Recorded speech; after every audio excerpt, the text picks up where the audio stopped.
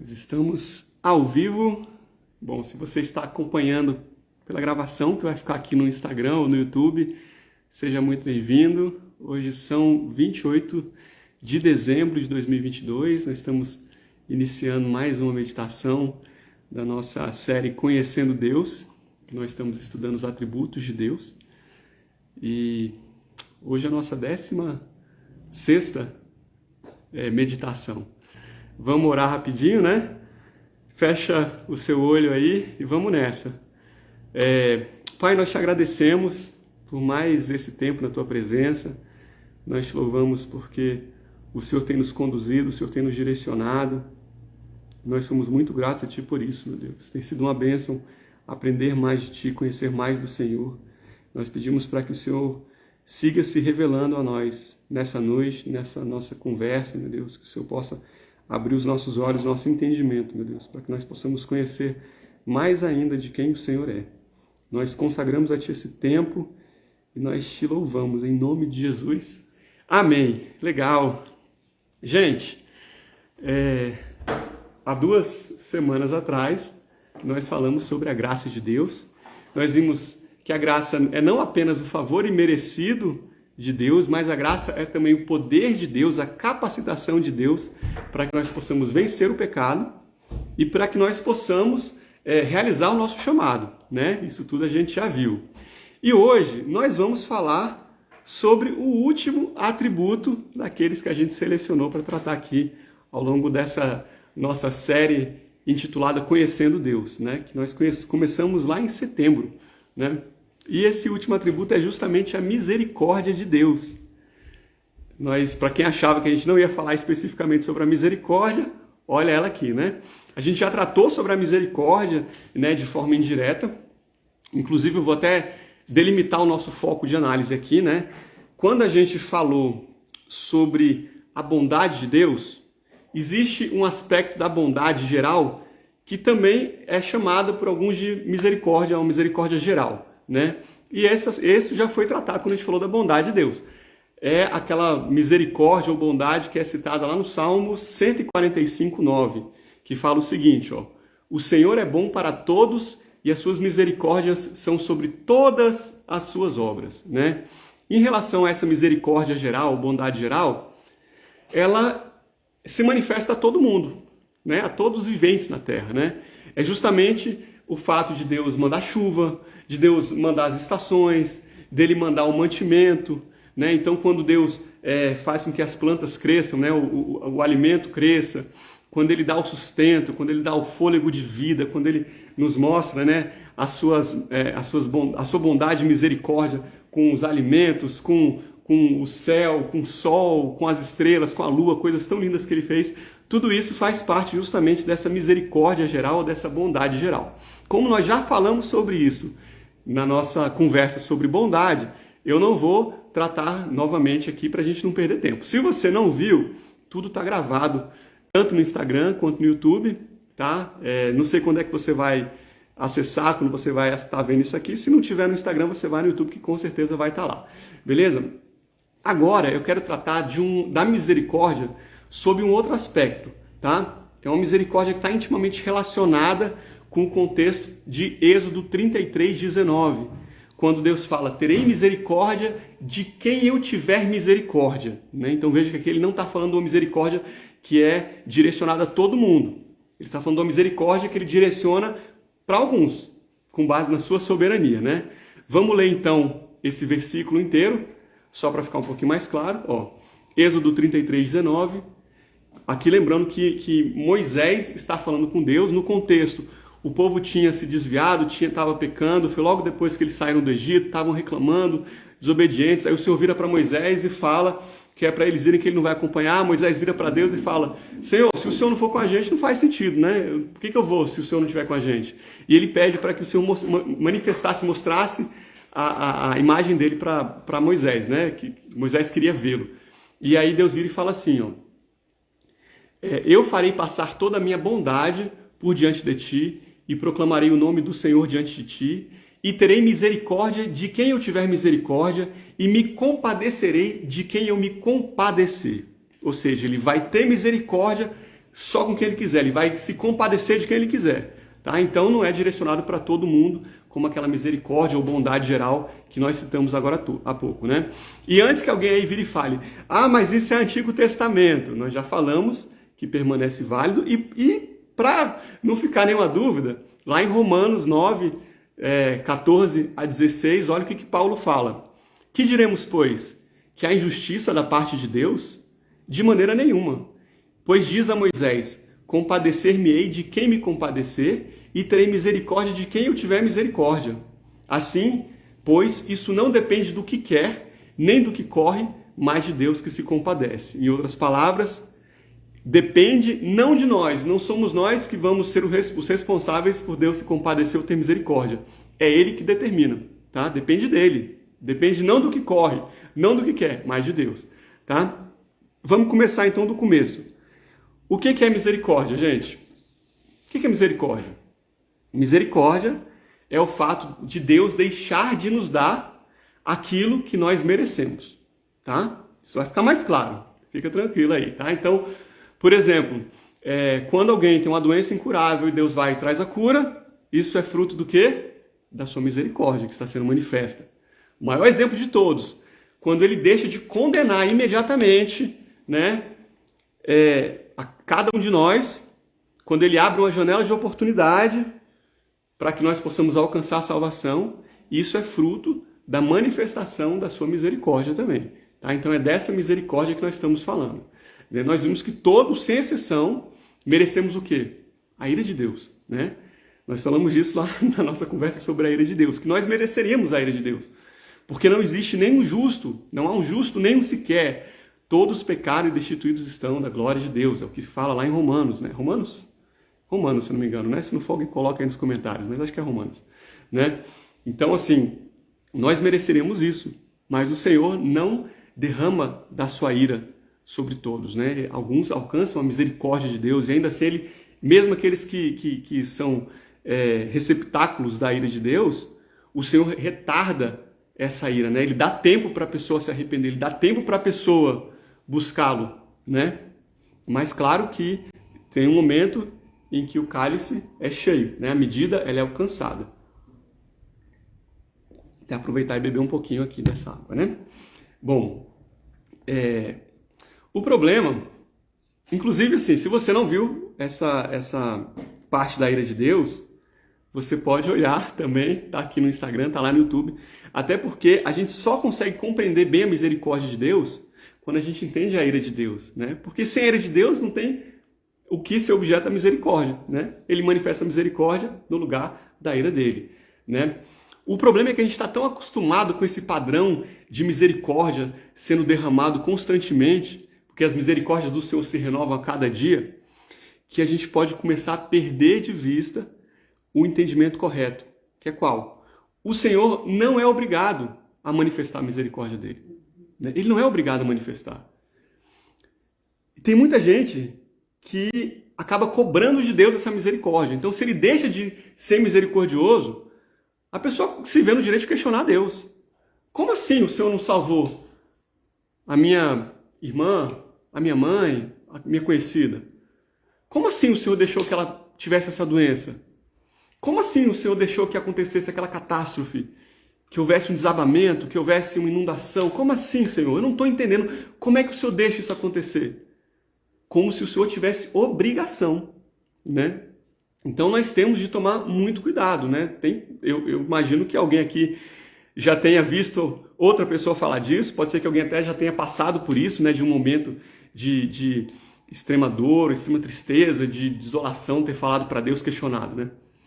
Mas nós temos de tomar muito cuidado, porque a verdade é que Deus não tem obrigação de ser misericordioso com ninguém, né? A escolha por manifestar misericórdia, como nós lemos, é dele. Terei misericórdia de quem eu tiver misericórdia. O Sproul, ele dá um exemplo bem interessante, né? Para a gente trazer mais para a nossa realidade aqui. Claro, eu vou pedir para você guardar a devida proporção, né?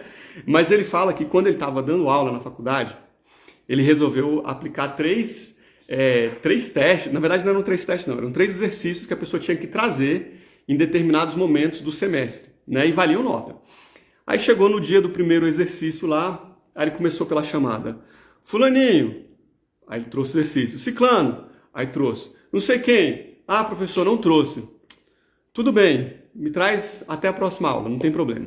Ah, maravilha, todo mundo super feliz com o Sprawl, beleza, você é bom demais, tananã. Pronto, chegou na data do segundo exercício, né? A mesma coisa. Não sei quem, apresentou o exercício. Não sei quem, trouxe o exercício também. Chegou em mais um. Ah, professor, não trouxe o exercício hoje. Não, tudo bem, eu vou deixar você trazer até a próxima aula. Sem falta, tá? Ah, tá bom, professor, muito obrigado. Não, sem problema. Chega no final do semestre, dia de entregar o último exercício valendo nota. Chega pro primeiro, não sei quem. Ah, tá aqui, professor. Chega pro segundo, seu exercício. Ah, professor, eu não trouxe não, mas pode ficar sossegado, relaxa aí, que até a próxima aula eu vou trazer sem falta. Aí ele virou, não, 0. Mas professor, isso é muito injusto. Injusto? Você entregou o exercício no dia certo? Da vez passada? Não. Você quer justiça? Eu vou te dar justiça. Eu vou mudar a sua nota da vez passada. Você vai tirar 0 também. Você está entendendo a diferença de misericórdia e justiça? Porque isso é muito importante. Ele não tinha obrigação de ser complacente com os alunos, né? Ele fez porque ele podia e porque ele quis naquele momento, né? Então, a misericórdia, ela é sempre voluntária, né? Deus jamais tem a necessidade, a obrigação de manifestar a misericórdia em favor de criaturas rebeldes, né? O Sproul, ele fala assim, ó, um Deus santo é tanto justo quanto misericordioso, mas nunca injusto. Deus nunca vai ser capaz de ser injusto, ele nunca vai punir uma pessoa inocente, né? Nunca. Então, até para aquelas pessoas que pensam, mas Deus, como é que Deus poderia punir um inocente, uma pessoa que nunca ouviu falar dele? Gente, Deus jamais puniria uma pessoa inocente. Jamais. Qual que é o problema? O problema é que ninguém é inocente. Ninguém é inocente, né? Nós somos justificados pelo sangue de Jesus, né? Então, é por isso que a gente falou que quando a gente entende a ira de Deus, é mais fácil a gente entender a misericórdia de Deus e de ver qual que é o tamanho, a dimensão dessa misericórdia de Deus, né? E além da gente falar dessa relação com a ira, existe uma relação muito grande entre misericórdia e graça, né? O que a gente falou na semana passada, né? A gente viu que pela graça sois salvos. A nossa salvação, ela é uma consequência da graça de Deus. Aí, ó, eu vou pedir para você prestar atenção, eu ia falar para você abrir a Bíblia aí, né? Mas vai levar um tempinho grande. Então, só escuta aqui, ó. Eu vou ler Tito 3, versículo 5. Fala assim: não pelas obras de justiça que houvéssemos feito, mas segundo a sua misericórdia, nos salvou pela lavagem da regeneração e da renovação do Espírito Santo. Não pelas obras de justiça que houvéssemos feito, então não foi pela nossa justiça, mas pela misericórdia de Deus, que Ele nos salvou pela lavagem da regeneração e renovação do Espírito Santo. Então nós conseguimos ver que há uma relação muito grande entre a graça soberana de Deus e o exercício da misericórdia de Deus que nos leva até a salvação, né? Então, a pergunta que eu tenho para você é: qual é a diferença de graça e misericórdia?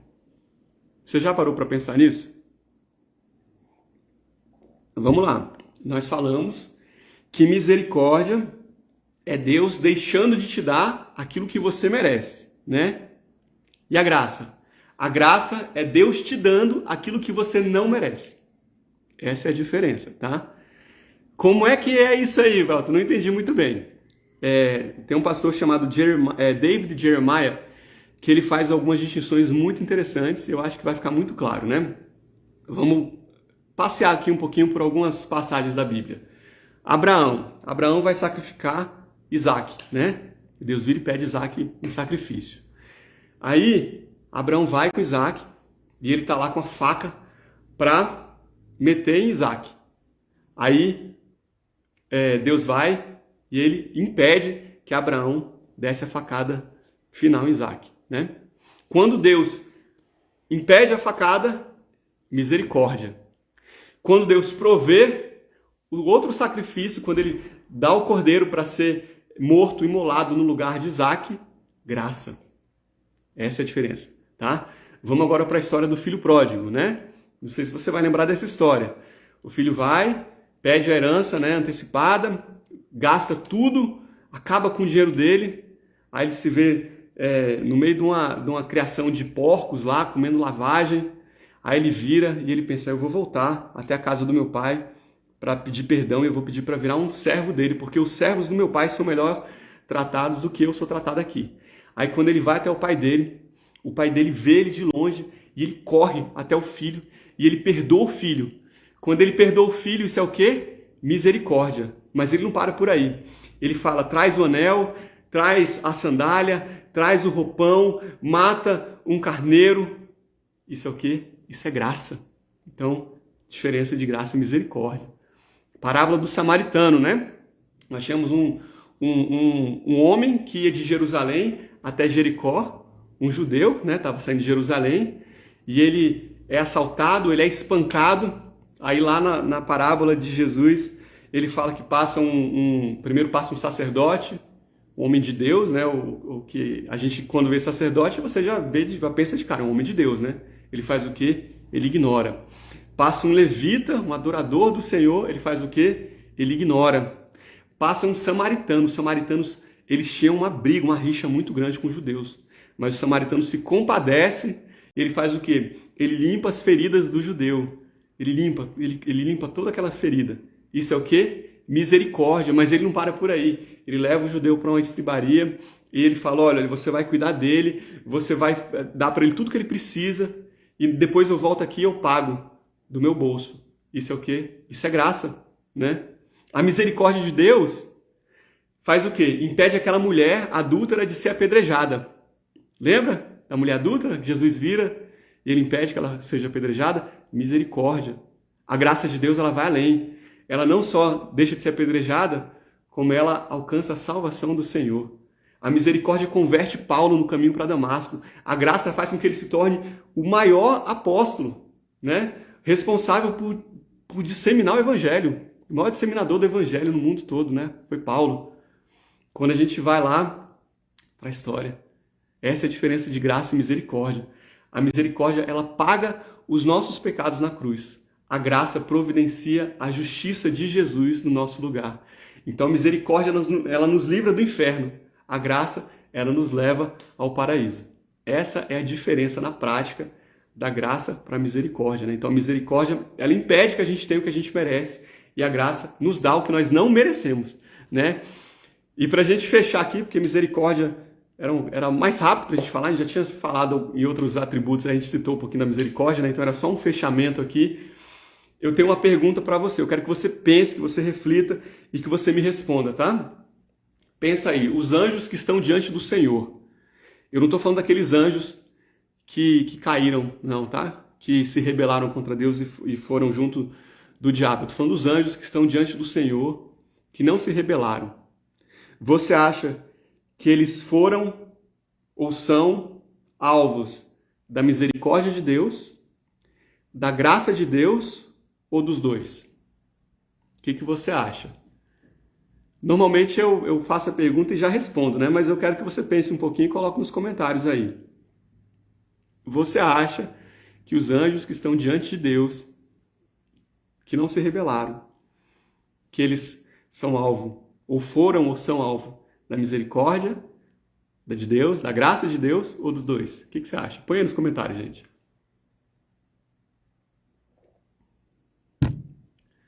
Eu vou esperar chegar a primeira resposta aqui e eu começo a falar. Ó, chegou uma resposta aqui. A Paulinha botou dos dois. A Bárbara também colocou dos dois estão diante de Deus. Vamos lá. Vamos raciocinar aqui pensando no que a gente falou, né? A gente falou que misericórdia é Deus deixando de dar aquilo que a gente merece, né? Esses anjos que estão diante do Senhor, eles já pecaram alguma vez? Não, né? Eles não pecaram, porque eles não se rebelaram, né? Se eles nunca pecaram, eles nunca estiveram debaixo da maldição, dos efeitos da maldição, certo? Então eles nunca mereceram condenação. Se é assim, Deus nunca exerceu misericórdia com esses anjos, porque nunca houve essa necessidade. Mas, ainda assim, Deus escolheu essas criaturas para que estivessem, e aí, ó o que a Bárbara falou, a chave aí, ó, para que estivessem diante de Deus. Eles fizeram alguma coisa para merecer estar diante de Deus? Fizeram nada. Deus que escolheu entre todas as criaturas aqueles anjos para estarem diante deles. E como a gente viu, a graça é Deus dando aquilo que a gente não merece. Então, embora eles nunca tivessem sido alvos da misericórdia de Deus, eles são destinatários da graça de Deus. Entendeu? Então, essa é a diferença da graça e da misericórdia. A Bárbara colocou, Xi, vou ganhar meio ponto então. Amei a resposta. Isso aí, meio ponto. Mas vou te dar até mais que meio ponto, porque teve um pessoal que não botou nada, né? Vou dar mais que meio ponto pela coragem aí de botar a sua resposta. Gente, com isso a gente termina aqui essa parte da misericórdia de Deus. Eu espero que vocês tenham entendido. Ficou claro para vocês misericórdia, a diferença de misericórdia e de graça? Porque com isso a gente encerra, né? A gente terminou aqui os atributos, o estudo sobre os atributos de Deus. A gente conclui assim essa nossa série que a gente chamou de Conhecendo Deus. Nós começamos lá atrás, né? E em nome de Jesus é a primeira das muitas séries que a gente vai ter pela frente. Não acabou ainda a nossa conversa de hoje não, tá? Eu tô falando que acabaram os atributos. Nós vimos, né, ao longo desses 16 encontros aí, que os atributos são verdades que Deus revelou acerca dele mesmo, né? Não representam a qualidade de Deus, mas aquilo que ele é. Qual que é a diferença? Quando a gente pensa que representa qualidade, igual, por exemplo, nós podemos ter uma qualidade de ser bom ou de ser justo. Isso não significa que a gente nunca vai deixar de ser bom ou deixar de ser justo, né? Em algum momento a gente vai ser injusto, em algum momento a gente vai ser mal. Mas com Deus isso não acontece, né? Os atributos representam aquilo que ele é. Então ele sempre é bom, ele sempre é justo, ele sempre é santo, ele sempre é imutável. Até porque se ele nem sempre fosse imutável, não seria imutável, né? Mas enfim, você entendeu a lógica aqui, né? Então, eu queria, para a gente fechar aqui esse estudo sobre os atributos de Deus, eu queria fazer uma dinâmica bem rapidinho com vocês, tá? Não vai doer, vai ser coisa rápida também. Eu quero reforçar em você a verdade de que os atributos, eles refletem quem Deus é e refletem também aquilo que Deus faz, né? E como é que eu vou fazer isso? Se você tiver uma Bíblia, essa é a hora de você pegar a sua Bíblia, tá? Pega aí rapidinho. Eu vou ler um trecho pequenininho de Isaías, né? Já vou falar o capítulo para você não ficar tentado a já abrir lá e procurar antes da hora. E enquanto eu estiver lendo, eu vou ler e eu vou falar quando a gente for passar de um versículo para outro. Eu quero que você vá tentando identificar o máximo de atributos possíveis em cada um desses versículos, né? Tem versículo que você pode encontrar 1, 2, será que 3? Não sei, vamos ver, né? E eu quero que você pense não só no atributo propriamente dito, mas no atributo que está por trás da ação de Deus, da fala de Deus, tá? Talvez seja mais fácil você pensar dessa forma, tá? Você vai ver Deus falando por meio do profeta Isaías, e eu quero que você pense assim, poxa, qual atributo de Deus que o levou a falar isso, a agir dessa forma, a praticar determinada ação, né? Então, enquanto eu vou falando, você vai escrevendo nos comentários aí, você põe assim, você põe o número do versículo, então 15, tal atributo, 16, tal atributo, 17, tal atributo, e por aí vai, tá? Não fica preocupado se eu já estiver mais na frente, na leitura, só vai colocando aí pra gente ver se você vai identificar alguns desses atributos, tá? E eu vou te dar uma colher de chá aqui. Eu vou te ajudar a relembrar quais foram os atributos que a gente viu ao longo desses 16 encontros, né? Nós falamos dos atributos incomunicáveis, que são aqueles que Deus não compartilhou com a criatura, né? Então nós vimos eternidade, autossuficiência, autoexistência, imutabilidade, onisciência, ou seja, Deus sabe de tudo, onipresença, Deus está em todo lugar, onipotência, Deus tem todo o poder, né? E, indiretamente, a gente falou também da perfeição de Deus e da infinitude de Deus, né? Que são condições necessárias para que esses atributos todos sejam verdades. E eu já vou falar o capítulo, tá, Josh? E a gente viu também os atributos comunicáveis de Deus: santidade, bondade, amor, justiça, ira fidelidade, graça, e hoje nós falamos sobre a misericórdia, né? Então vamos lá, Isaías 1, versículos 15 a 20. São esses que nós vamos ler. Então se você já abriu Isaías, é logo a primeira página aí, né? Versículos 15 a 20. Só lembrando, eu vou ler um por um. Se você não tiver com a Bíblia, só presta atenção. Eu vou ler devagarzinho, posso repetir depois. E aí você escreve aí o número do versículo e qual que é o atributo de Deus que tem relação com cada um dos versículos, tá? Então vamos lá. Versículo 15. Por isso, Deus falando, tá?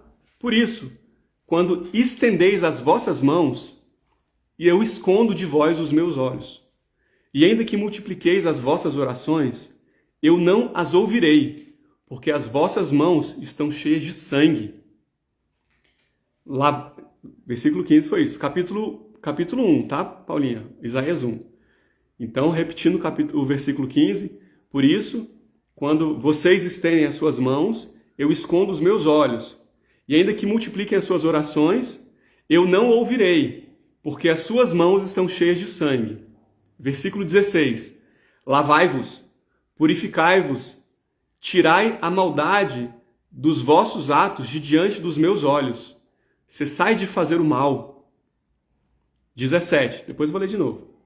Aprendei a fazer o bem, procurai o que é justo, ajudai o oprimido, fazei justiça ao órfão, tratai da causa das viúvas. 18.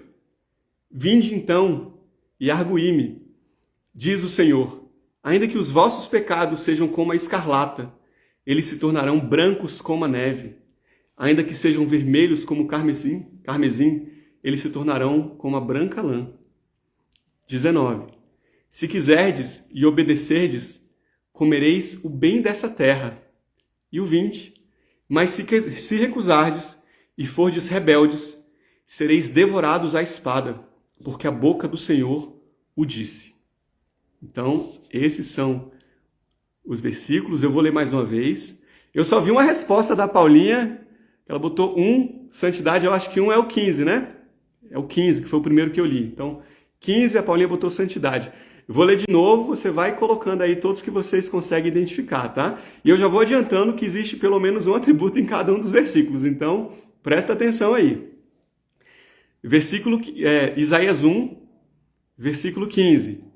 Por isso, quando estendeis as vossas mãos, eu escondo de vós os meus olhos, e ainda que multipliqueis as vossas orações, não as ouvirei, porque as vossas mãos estão cheias de sangue. Versículo 16. Vou esperar até uns 10 segundos aqui para dar tempo de escrever. Vou ler de novo. Por isso, quando estendei as vossas mãos, escondo de vós os meus olhos, e ainda que multipliqueis as vossas orações, não as ouvirei, porque as vossas mãos estão cheias de sangue. Versículo 16. Lavai-vos, purificai-vos, tirai a maldade de vossos atos de diante dos meus olhos, cessai de fazer o mal.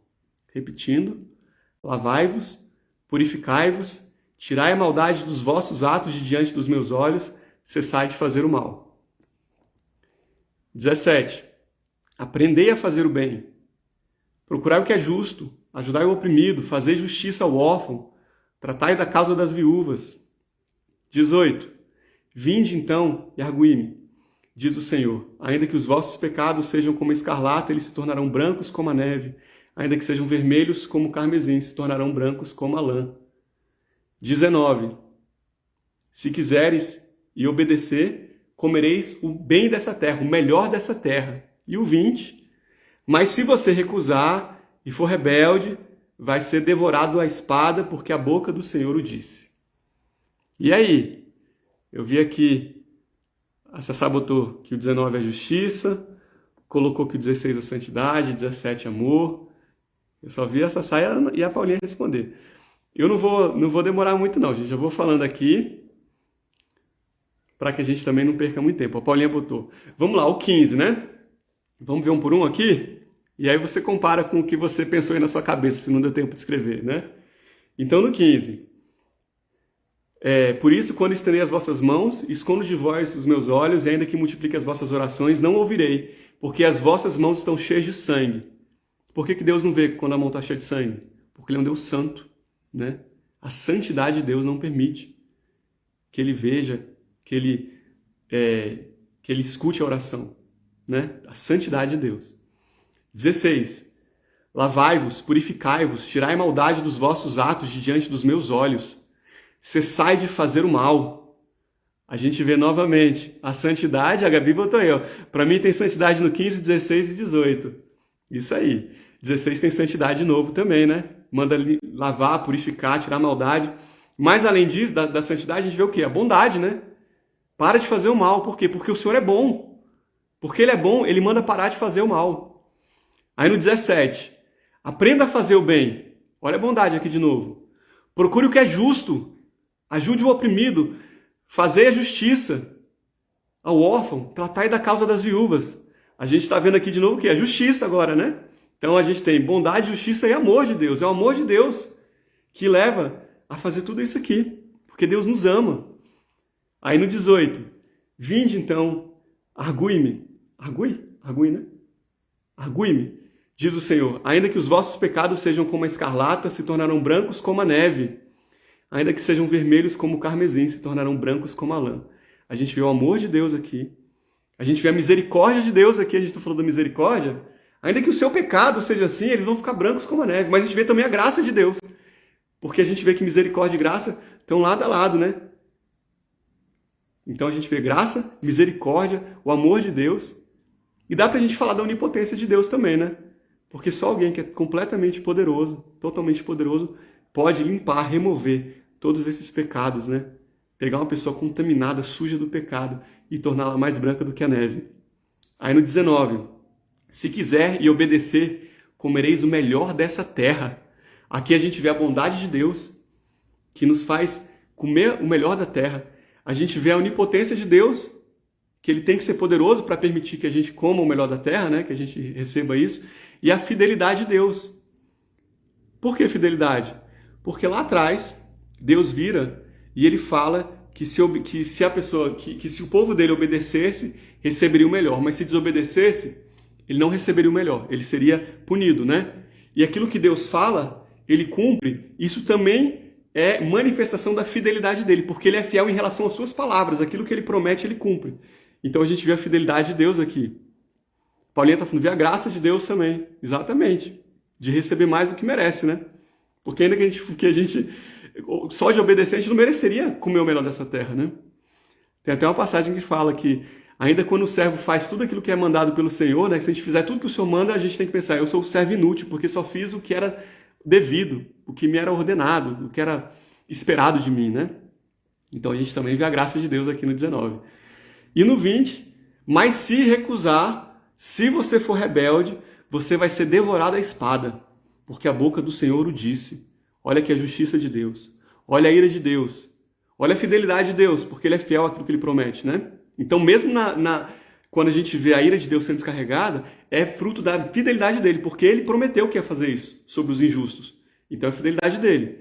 É a imutabilidade de Deus, porque Ele não muda aquilo que Ele prometeu, aquilo que Ele era, Ele continua sendo. É a onipotência de Deus também. A gente vê a onipotência no 19 e no 20 também, né? E tem dois que eu não citei lá no 15, que eu queria ver se alguém ia falar. Tem dois atributos no 15, que estão escondidinhos aí, ó. De novo. Por isso, quando estendeis as vossas mãos, eu escondo de vós os meus olhos. E ainda que multipliqueis as vossas orações, eu não ouvirei, porque as vossas mãos estão cheias de sangue. Ele fala isso por causa de dois atributos dele. Quais são os dois atributos? Um que faz com que ele veja tudo. O que é? Por que ele consegue ver tudo? Porque ele é onipresente, né? Ele está falando o quê? Eu vou esconder os meus olhos. Por quê? Para eu não ver, porque eu estou em todo lugar. Então, basicamente, ele está falando isso, né? Claro que ele não esconde na prática. Ele está falando assim, que ele vai recusar. Mas a gente consegue ver a onipresença de Deus aqui. E eu não vou escutar as vossas orações, ou seja, eu vou tampar meus ouvidos. Isso é o quê? Onisciência. Ele consegue saber de tudo também. Ele está falando assim, que de certa forma eu não vou aceitar o que você está falando. Por mais que eu veja tudo, por mais que eu escute tudo, eu não vou aqui, eu vou fazer como se eu não tivesse visto nem ouvido. Então a gente vê também a onisciência e a onipresença. Gente, olha o tanto de atributo de Deus que a gente conseguiu tirar aqui de 5, 6 na verdade, né? De 6 versículos. É muito atributo, né? Olha só que bênção, galera. Onipresença, onisciência, santidade, bondade, amor, justiça, misericórdia, graça, fidelidade, ira. E eu acho que se a gente espremer mais um pouquinho, ainda deve sair mais algum atributo aqui que a gente não pensou até agora, né? Se você pensar em mais algum, você coloca aí. Enfim, gente, essa dinâmicazinha aí era só para estimular vocês. A partir de agora, eu creio que quando você estiver meditando na palavra de Deus, lendo a Bíblia, de vez em quando vai pipocar no seu olho assim um atributo de Deus, você vai pensar, gente, o Senhor está falando isso aqui por causa desse atributo. E é muito legal a gente ver isso. A gente vê os atributos de Deus manifestos na palavra dele o tempo todo, porque tudo aquilo que Deus faz reflete aquilo que Deus é, né? Ele não consegue fazer nada que vá contra os seus atributos, né? E eu oro e eu espero de coração que a sua percepção mude a partir de agora, né? Que fique mais fácil compreender por que Deus age de certa maneira, porque ele toma certas medidas, né? Para que a gente pare de errar, de espalhar certos enganos que são muitas vezes disseminados pela falta desse conhecimento de quem Deus é, né? A nossa primeira conversa dessa série Conhecendo Deus aconteceu em 14 de setembro. Gente, essa é a nossa 16ª meditação, né? Nosso 16º encontro aqui. E lá atrás eu falei com vocês que eu ia começar esse nosso devocional / discipulado, né? Meditando justamente nos atributos de Deus, aprendendo quem Deus é, né? Quem que é o Deus que nós servimos, da forma como Ele se revelou, justamente para que a gente pudesse evitar uma série de erros doutrinários, né? Que a gente vê sendo espalhado por aí, justamente pela falta do conhecimento. A falta do conhecimento de Deus é muito perigosa, né? A palavra de Deus fala, meu povo perece pela falta de conhecimento. E há um contexto disso também, né? Se você não conhece Deus da forma como Ele se revela, você pode cair no risco de você adorar ao Deus que não é o Deus verdadeiro, né? Que a gente sabe que o nome disso é idolatria. A gente pode adorar a Deus da forma que Ele não deseja ser adorado, né? Na palavra ele até fala que mais vale para mim obediência do que sacrifício. Então, quando a gente conhece Deus, a gente sabe qual que é a forma certa da gente adorar, da gente se aproximar dele, né? E de lá para cá a gente confrontou uma série de erros, de enganos que são disseminados por meio da Escritura, por meio do conhecimento dos atributos, né? Vou dar alguns exemplos aqui, se você lembrar de outros, você pode colocar aí nos comentários, né? A gente viu que o Deus do Antigo Testamento, ele não é diferente do Deus do Novo Testamento. Ele não era mal, irado e ele passou a ser bonzinho, né? Ele não converteu, é o mesmo Deus. A gente viu que é mentira a história que fala que porque Deus é amor, ele não vai condenar as pessoas. Porque ele é amor, ele não vai descarregar da ira dele sobre as pessoas. A gente viu que a graça não é uma liberdade para pecar, né? Ah, não, eu posso continuar pecando, porque a graça, ela me alcançou. A história da hipergraça, gente, isso é balela, isso é balela. Quando a gente conhece quem Deus é, a gente vê que não tem a menor condição de Deus fazer isso, porque Deus é imutável. Não tem como aquilo que para Deus era abominável antes passar a ser permitido, né? Tolerável, né? A gente viu que os pecados morais, e a gente falou disso na semana passada, se eu não me engano, né? Os pecados morais, exemplo, idolatria, adultério, homossexualismo, desonra, calúnia, fofoca, né? Mentira, enfim. A ideia de que isso não é mais pecado é um engano também. Deus é imutável, Deus é santo. Então aquilo que feria a santidade de Deus, o que fere quem Deus é, continua sendo pecado hoje em dia, né? Aquela ideia, é impossível ser santo. Mentira! Só fala que é impossível ser santo quem não conhece. Inclusive o significado de santidade, né? A gente viu que santidade não é apenas pureza moral, mas o principal significado de santidade é separação. Deus é santo porque ele é separado, né? Inclusive ele é uma categoria única, só tem ele naquela categoria, porque ele está completamente separado. Mas quando ele fala, sede santos porque eu sou santo, seja separado porque eu sou separado. Seja separado do mundo. Não haja como o mundo age, né? Tem até uma fala que o Xandinho, meu cunhado, ele tá até aí, que ele fala de vez em quando, ele ensina de vez em quando, que eu acho muito interessante. Se alguém vira, né? Pega um copo d'água, água limpinha, cristalina, né? Tirada da fonte, naquele momento, e botar uma gotinha de esgoto. Gente, é só uma gotinha de esgoto, tá? Aquele esgoto lá, pensa naquele esgoto bem nojento mesmo, mas só uma gotinha. Você bebe esse copo d'água? Você bebe? E se eu fizer diferente? Tem uma caixa d'água aqui, caixa d'água purinha, cristalina, eu pingo só uma gotinha desse esgoto nessa caixa d'água. E agora, você bebe dessa água? Você não bebe, né? tem uma gota de esgoto, contaminou toda a água. Mas a gente acha na nossa cabeça que a gente pode chegar a Deus, que é santo, que é puro, que é perfeito, que é poderoso, sem deixar de lado a nossa sujeira, sem confrontar a nossa sujeira, o nosso pecado, né? Só para você refletir um pouquinho aí sobre isso, né? Enfim, gente, esses 16 encontros foram uma longa jornada, né? Mas foi uma bênção. Eu espero que você tenha sido tão edificado quanto eu fui edificado aqui, né? Lá na nossa primeira meditação, a gente citou o Tozer. O Tozer, ele fala que nenhuma religião jamais é maior do que o seu conceito de Deus, né? Então, o conceito de Deus, o conceito certo de Deus, ele é extremamente importante. A gente nunca vai alcançar níveis maiores ou ter uma posição moral que seja mais elevada do que a posição, do que a visão que a gente tem do nosso Deus, né? Você pega aí religiões que têm a visão de um Deus degradado, de um Deus perverso. São pessoas que cometem perversão, atrocidades, porque elas refletem aquilo que elas adoram, né? É até interessante quando a gente vê na Bíblia, que fala semelhante a esses são aqueles que os adoram, quando Deus fala da idolatria, né? Então a gente se torna muito parecido com aquilo que a gente adora, é a nossa tendência, né? Então nós precisamos adorar o Deus da maneira que Ele realmente é, porque nós vamos nos tornando cada vez mais a imagem e semelhança, nós vamos que é o nosso objetivo, né? Ser cada vez mais parecido com Jesus, né? Com o nosso Mestre, com o nosso Deus, né? Então eu espero que o seu conceito de Deus tenha se elevado depois dessas nossas conversas aqui. Eu desejo de coração que você tenha agora uma noção mais exata do Deus que você serve, de quão elevado Ele é, de quão glorioso, de quão majestoso, de quão poderoso que é o nosso Deus. E jamais esqueça que você é filha desse Deus, você é filho desse Deus, você é herdeiro desse Deus. E você tem acesso a isso também, né? Essas bênçãos que Deus nos dá, né? E mais do que tudo isso, é Deus que te capacita, é Deus que te fortalece, é Ele que luta as suas batalhas, é esse Deus que luta as nossas batalhas, né? Criador dos céus e da terra, o Todo-Poderoso, né?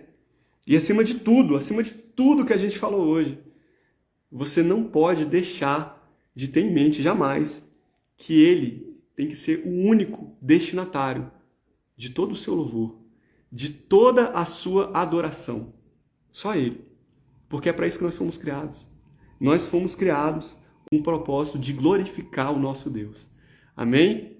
Gente, fiquei muito feliz de vocês terem me acompanhado nessa caminhada, né? Tem gente que está aqui desde o comecinho, você que chegou do meio para o final, que perdeu alguma das nossas meditações, todas elas ficaram no YouTube, estão no Instagram por enquanto, né? Talvez eu tire o Instagram, mas vai tudo permanecer no YouTube, então você pode ver, rever. Não tem problema, Walter, se eu estiver acessando isso aqui daqui 5 anos, gente, vai continuar super atualizado, porque Deus não muda. Então os atributos dele continuam os mesmos, tá?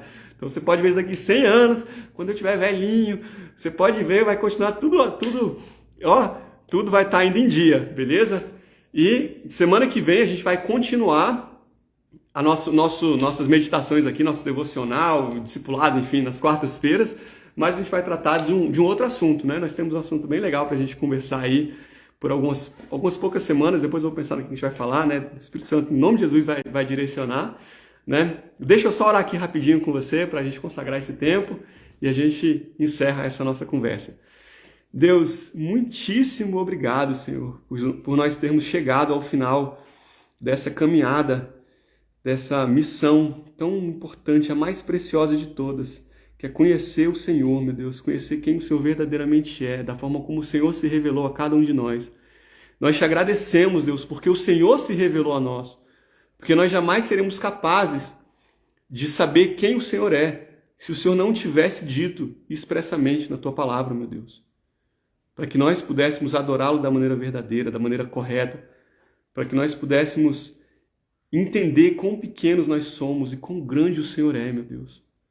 Para que nós pudéssemos render todo o nosso louvor, toda a nossa adoração da maneira correta, meu Deus. Nós te agradecemos, Pai, que nós nunca venhamos a nos desviar da tua palavra, meu Deus.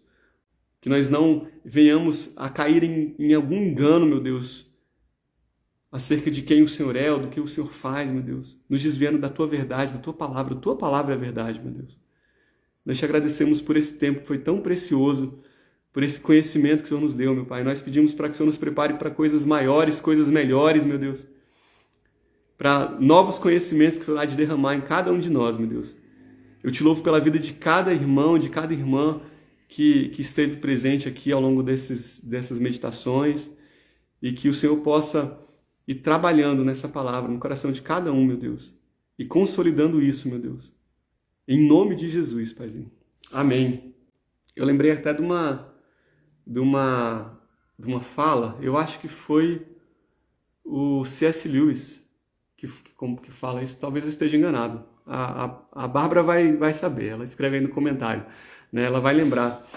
O C.S. Lewis, ele fala, né, que, por exemplo, analogia, né? A pessoa está andando, aí ela encontra um relógio, nunca viu um relógio, né? Se ela vê um relógio, ela pode saber sobre o relógio, mas ela não vai saber, ela sabe que alguém fez o relógio, mas ela não consegue saber quem foi que fez qual é a característica da pessoa que fez o relógio, né? Ela não sabe o que ele gosta, o que ele deixa de gostar. Quem que é o relojoeiro? Eu sei que alguém fez aquilo ali, eu estou vendo o relógio, né? E a mesma coisa é com Deus. Se Deus não tivesse se revelado nas Escrituras, eu não conseguiria saber quem Ele é, né? Mas porque Ele se revelou nas Escrituras e na sua criação, a criação de Deus, no caso, ela revela alguns atributos de Deus, né? Mas a forma correta da gente saber quem Deus é verdadeiramente, Ele se revelou a cada um de nós para que a gente não tivesse nenhuma dúvida, né? Então é muito precioso isso. Depois eu vejo direito essa analogia aí, eu falei lá de forma meio quebrada aqui, mas é que me veio à mente. Gente, o Tiagão está perguntando aqui qual que é o assunto da próxima semana, né? Vamos lá, a gente está terminando o nosso ano aqui, né? Estamos no dia 28 de dezembro de 2022. Em breve, alguns de vocês irão fazer as resoluções de ano novo, né? Aquilo que você pretende fazer a partir do ano que vem. Dessa vez eu vou ler a Bíblia todos os dias, agora vai, né? Agora vai. Bárbara botou, o Cícero falou sobre isso, essa analogia é mais antiga. Olha, sabia que a Bárbara ia poder dar a resposta, né? O C.S. Lewis, ele fala isso no livro dele, no Cristianismo Puro e Simples, se não me engano. Mas então vem do Cícero, ó. Enfim, e eu sei que dentre as resoluções de ano novo, uma das principais é justamente ler a Bíblia, né? Eu espero que você tenha a intenção de ler a Bíblia. Aí algumas pessoas querem ler uma vez, outras querem ler duas, outras querem ler o Novo Testamento mais de uma vez, enfim. Mas eu sei que muitas vezes a gente se confunde nessa leitura da Bíblia, né? Eu sei que a leitura do Antigo Testamento, por exemplo, às vezes é um pouquinho truncada, ele não está na ordem cronológica. Se você não sabia disso, saiba que ele não está na ordem cronológica, a história vai e volta. Então, assim, a gente vai começar, a partir da semana que vem, a dar uma caminhada por alto na Bíblia, né? Eu imagino aqui que a gente vai levar aí talvez uns 3 a 4 encontros, né? Pra gente ver só os highlights, né? Os pontos principais aí do Antigo Testamento, Novo Testamento, só para que você tenha uma noção maior, assim, pelo menos a temática dos principais livros, né? São vários, a gente não vai falar de um por um, mas os principais, o que é que fala, qual que é a temática, quem foi que escreveu, enfim. E você entender, assim, pelo menos um pouquinho da história, que vai te dar uma visão muito melhor para que você consiga aí caminhar nas Escrituras. A gente vai fazer isso do Antigo Testamento, do período intertestamentário, né?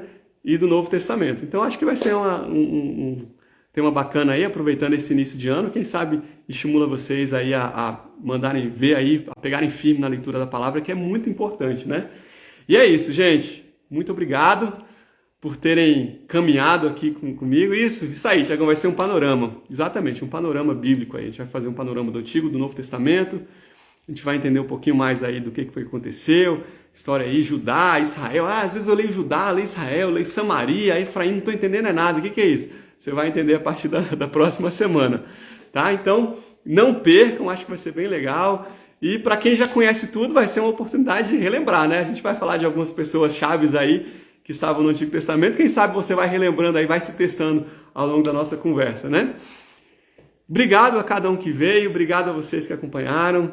Se você tiver sugestão também do que a gente pode falar depois desse nosso panorama, você já vai mandando aí, vai mandando no inbox, os comentários, que a gente vai pensar aí.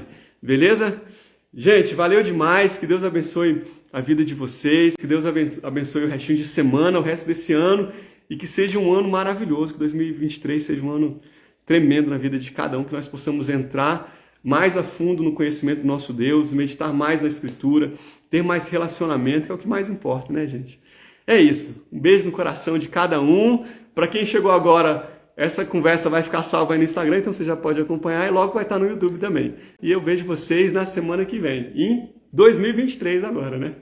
Beijo no coração e até mais.